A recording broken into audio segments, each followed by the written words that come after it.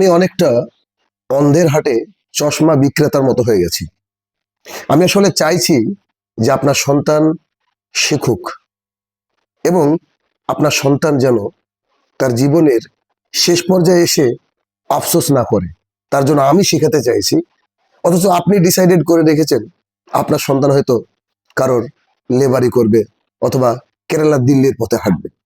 আমি চাইছি যে বুড়ো বয়সে আপনি আপনার সন্তানের ভালোবাসা, যে পরিপূর্ণতা, তা খুব দারুণ করে উপলব্ধি করবেন। অথচ আপনি চাইছেন যে আপনার সন্তানকে টাকার মেশিন বানিয়ে আপনার বৃদ্ধ বয়সটাকে নষ্ট করতে।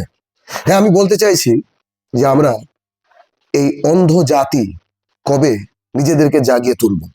আপনার আমার সন্তান যখন সামান্য একটা ফর্ম ফিল আপের জন্য কোথাও বাইরে দাঁড়িয়ে থাকে, তখন কি কষ্ট লাগে না?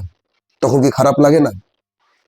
বয়সের একটা পর্যায়ে এসে যখন আপনার সন্তান আপনাকে কষ্ট দিবে, তখন কি কষ্ট লাগবে না?